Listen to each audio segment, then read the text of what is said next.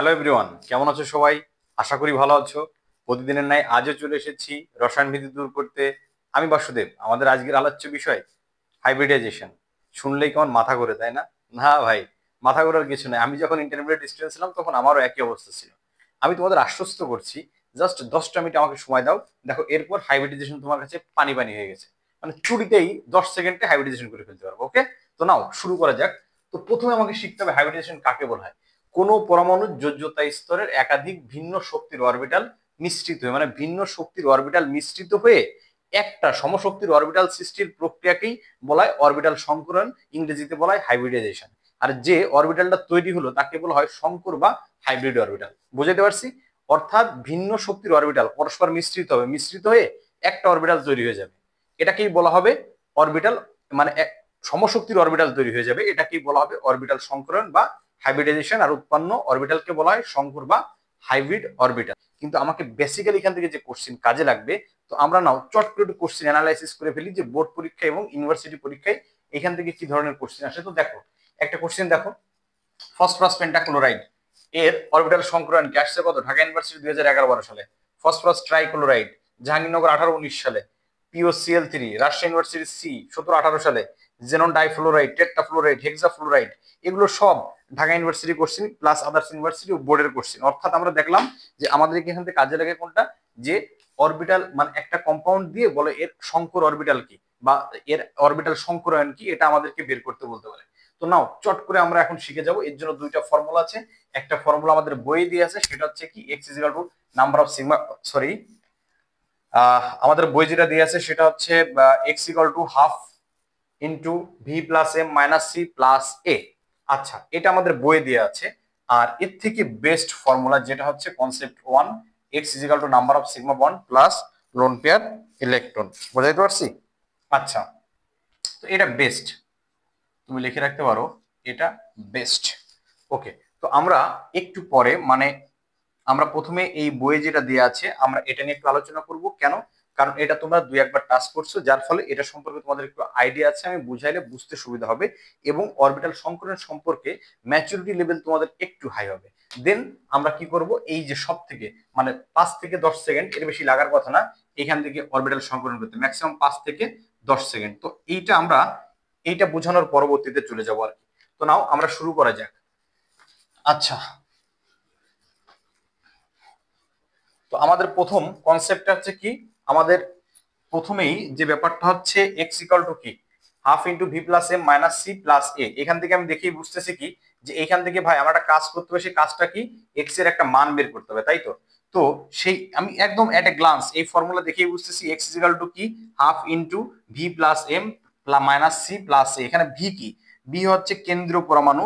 Suppose এই phosphorus pentachloride তোমার বললো, তো এই ফসফরাস পেন্টাক্লোরাইডের অরবিটাল সংকরণ বের করতে লাগলে প্রথমে আমার কাজ কি কেন্দ্রীয় পরমাণু। কেন্দ্রীয় পরমাণু কোনটা আমি বুঝবো কেমনে কোনটা কেন্দ্রীয় পরমাণু?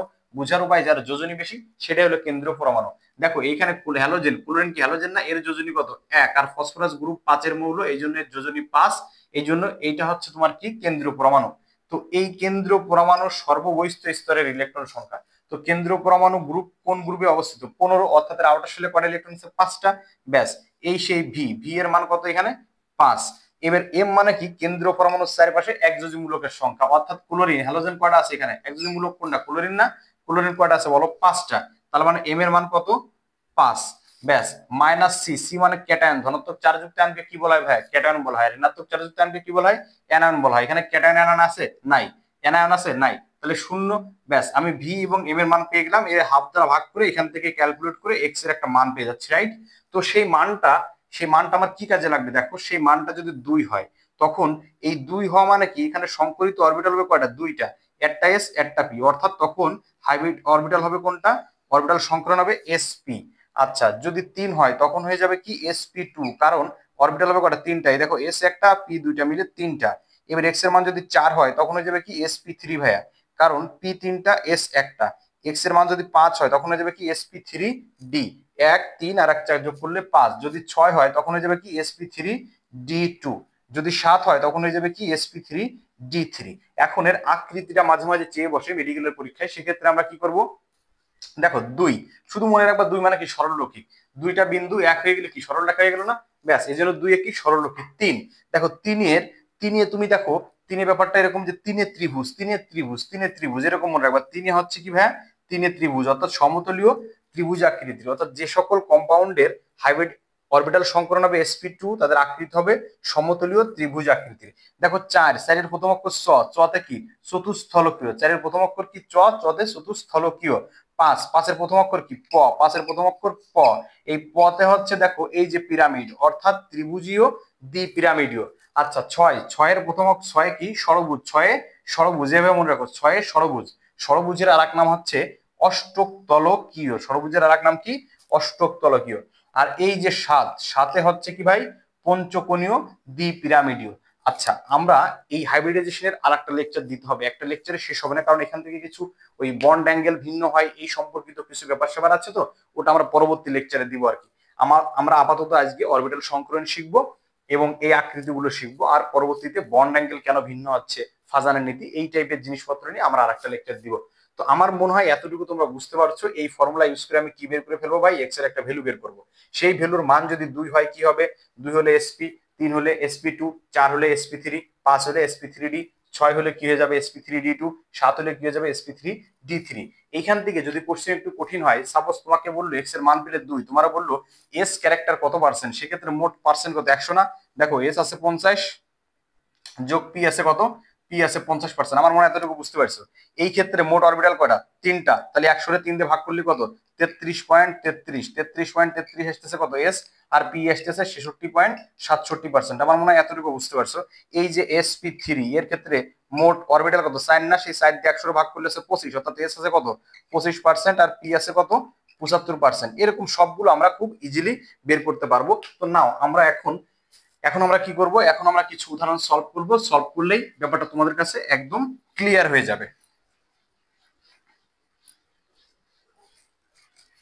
সলভ করলেই ব্যাপারটা ক্লিয়ার হয়ে যাবে। তো দেখো এই যে আমরা যদি ফসফরাস পেন্টাক্লোরাইডের ক্ষেত্রে অরবিটাল সংকলন বের করতে চাই, PCl5, একটু আগে বুঝলাম ফসফরাসের আউটার শেলে কয়টা ইলেকট্রন আছে 5টা, তাহলে সূত্র অনুযায়ী x সমান কত হচ্ছে 1/2 × 5 প্লাস কেন্দ্র পরমাণুর চারপাশে একযোজী মূলকের সংখ্যা, একযোজী মূলক কয়টা আছে 5টা, 5 ক্যাটায়ন আছে নাই, অ্যানায়ন আছে নাই, 0।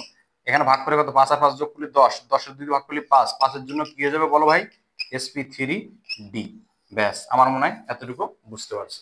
তো সেম আমরা যদি PCl3 এর কথা চিন্তা করি, PCl3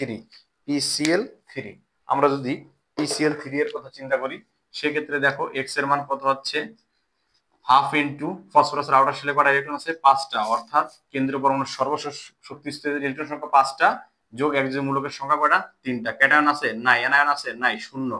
ভাগ করলে কত হচ্ছে 5 আর 3 যোগ করলে 8 এর 2 দিয়ে ভাগ করলে 4, 4 এর জন্য কি হয়ে যাবে বলো sp3। আমার মনে হয় এতটুকু বুঝতে পারছো, কোনো প্রবলেম আছে নাই।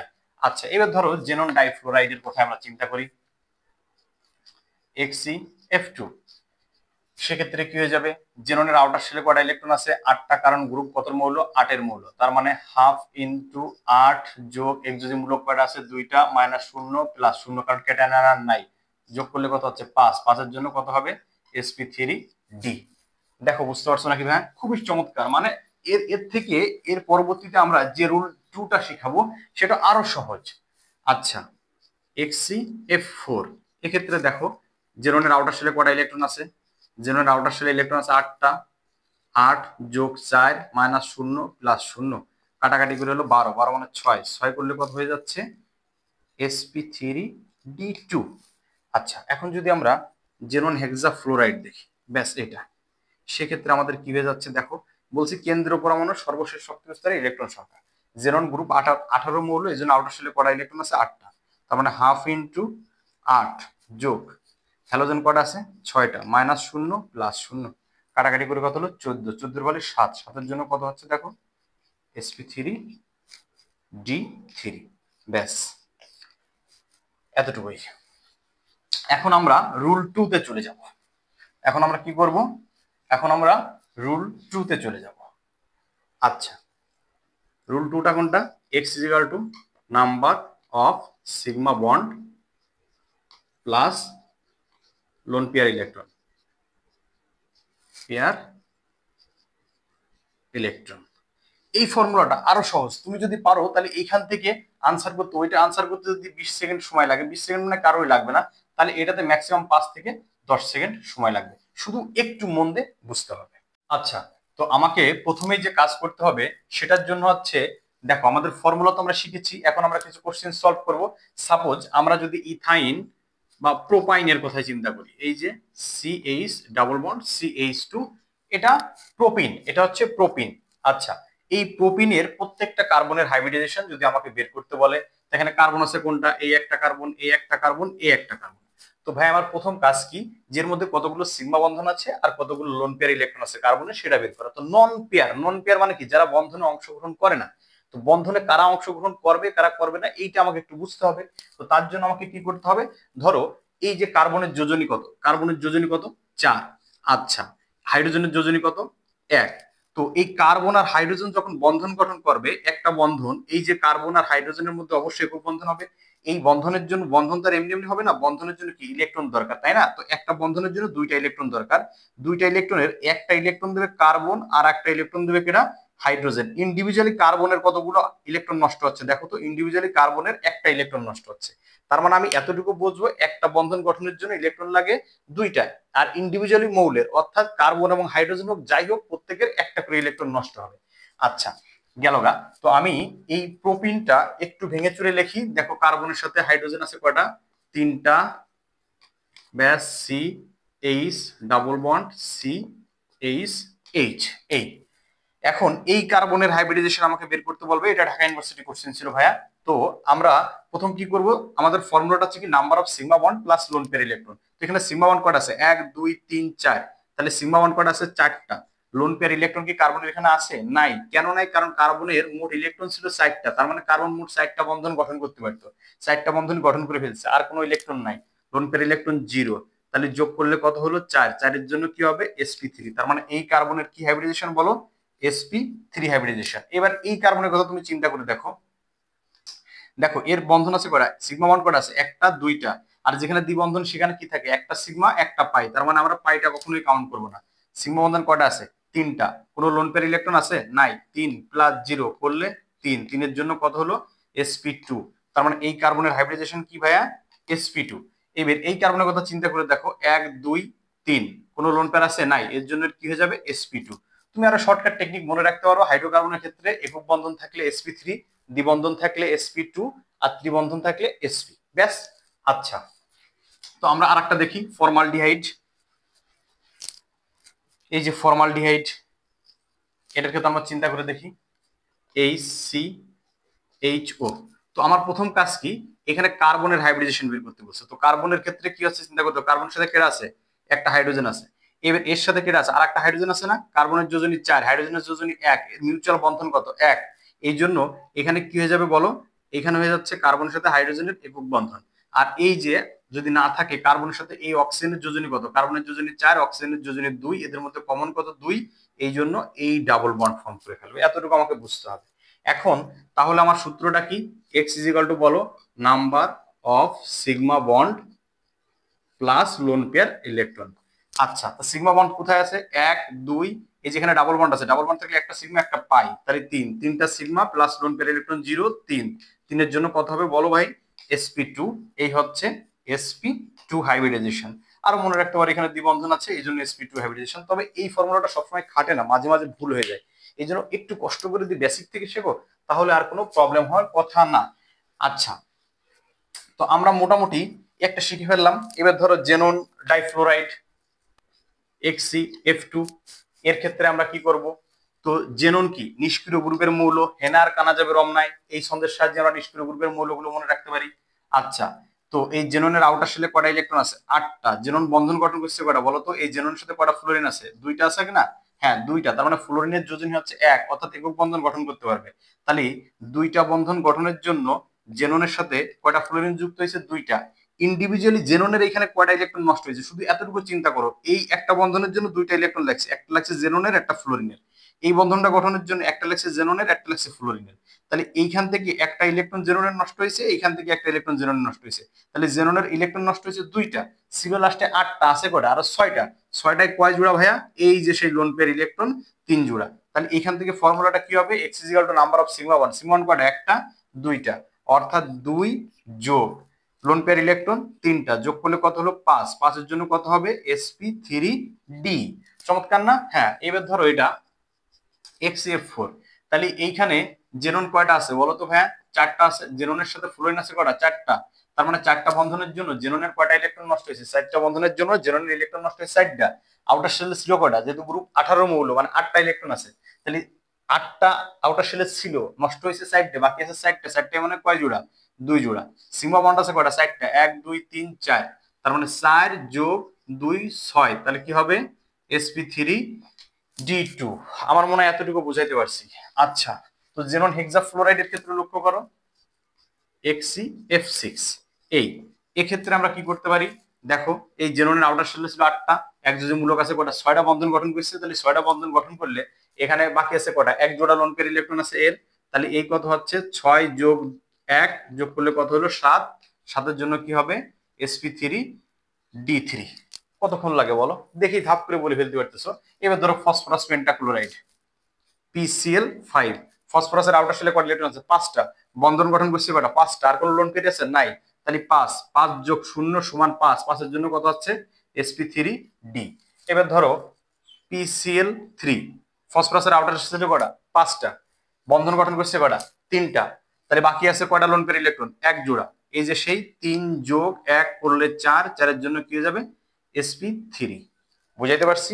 হ্যাঁ, আমার মনে হয় এতটুকু তোমরা বুঝতে পারছো। ওকে, আমরা এখন যেটা করব সেটা যদি আয়ন থাকে এবং কেন্দ্রীয় পরমাণুর মধ্যে চারপাশে একযোজী এবং দ্বিযোজী উভয় ধরনের পরমাণু থাকে, তখন আমরা কোন ফর্মুলা ইউজ করব? তখন আমরা করব x is equal to half into V plus M minus C plus a, এই ফর্মুলা।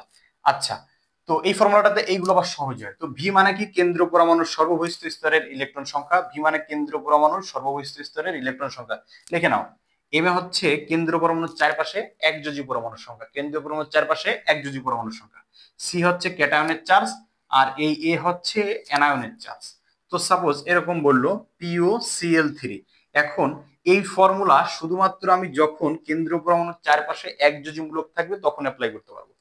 এই জন্য এক্ষেত্রে আমরা কি করব? যদি দ্বিযোজী এবং একযোজী উভয় পরমাণু থাকে, সেক্ষেত্রে দ্বিযোজী পরমাণুর সংখ্যাটা 0 ধরে নেব, নিয়ে এই ফর্মুলা অ্যাপ্লাই করব।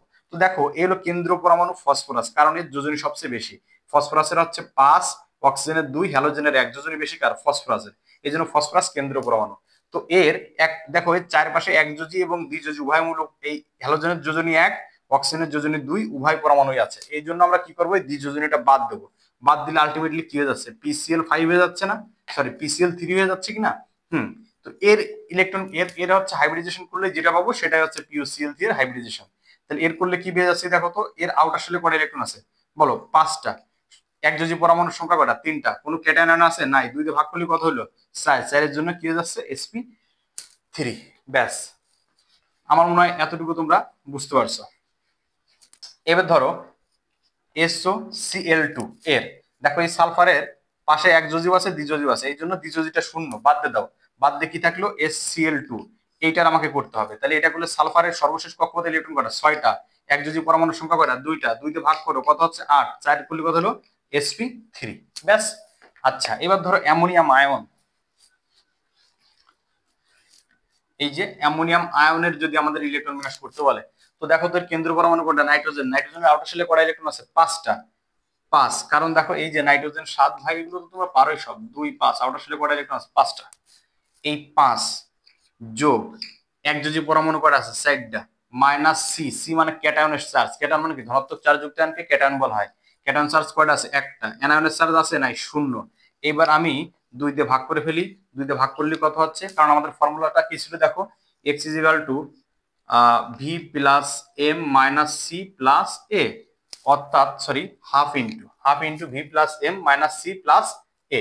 অর্থাৎ ভি হচ্ছে কেন্দ্রীয় পরমাণুর সর্ববহিষ্ঠ স্তরের ইলেকট্রন সংখ্যা, এম হচ্ছে একযোজী পরমাণুর সংখ্যা, সি হচ্ছে ক্যাটায়নের চার্জ, এ হচ্ছে অ্যানায়নের চার্জ।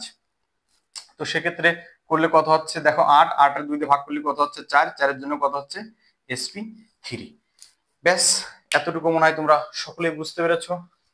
আচ্ছা, তো আমরা ফাইনালি একটা সলভ করব। সেটা হচ্ছে দেখো এই ফর্মুলা যদি আমরা এটা করি, সাপোজ কোনটা করবো বলো বলো বলো বলো, এখান থেকে একটা আমরা সলভ করে ফেলি। সবই তো সলভ হয়ে গেল। আচ্ছা, ইথাইন বা অ্যাসিটিলিন, লাস্ট ইথাইন বা অ্যাসিটিলিন, এই কার্বনের অরবিটাল সংকরণ কি? এই যখন অর্গানিক কম্পাউন্ড আসবে তখনই আমরা ওই সিগমা বন্ডের ফর্মুলায় ফিরে যাব। তো সেক্ষেত্রে দেখো কার্বন কার্বন ত্রিবন্ধন যেখানে, সেখানে কি আছে? একটা সিগমা ভাই 2টা পাই, কখনোই কোনো পাই বন্ড এই ক্ষেত্রে কাউন্ট করা যাবে না। ফর্মুলাটা হচ্ছে কি? Number of sigma bond plus lone pair electron. দেখো কার্বনের সাথে হাইড্রোজেনের একক বন্ধন, তাহলে এই কার্বনের সিগমা বন্ড কটা আছে? একটা, 2টা। লোন পেয়ার ইলেকট্রন আছে? নাই, কারণ এর আউটার শেল ইলেকট্রন হচ্ছে সাইড দিয়ে বন্ডই গঠন করতে পারবে, সাইডে বন্ডই আছে, তাহলে এর কোনো লোন পেয়ার ইলেকট্রন নাই। সেক্ষেত্রে কি সিগমা বন্ড কটা আছে? 2টা, প্লাস 0 যোগ করলে 2, 2 এর জন্য কি হয়ে যাবে বলো তো? sp। আরো মনে রাখতে পারো ট্রিপল বন্ড আছে, এই জন্য এটা কি হয়ে যাবে? sp hybridization. আবার এই কার্বনেরও তো সেম, এটা একই তো। দেখো এই যে সিগমা বন্ড আছে একটা, 2টা, লোন পেয়ার ইলেকট্রন আছে নাই, এই জন্য এরও কি হয়ে যাবে? sp hybridization. আমার মনে হয় অরবিটাল সংকরণের অধ্যায়টা তোমরা বুঝতে পেরেছো। যদি আমার ক্লাসটা দেখে এতটুকু উপকৃত হয়ে থাকো তো চট করে আমার চ্যানেলটি সাবস্ক্রাইব করে দাও, যাতে আগামী দিনের অসংখ্য ভিডিও নিয়ে তোমাদের সামনে আসতে পারি। দেখা হবে পরবর্তী ক্লাসে এই হাইব্রিডাইজেশন সম্বলিত সকল সমস্যার সমাধানের জন্য। ততক্ষণ ভালো থেকো সকলকে, ধন্যবাদ।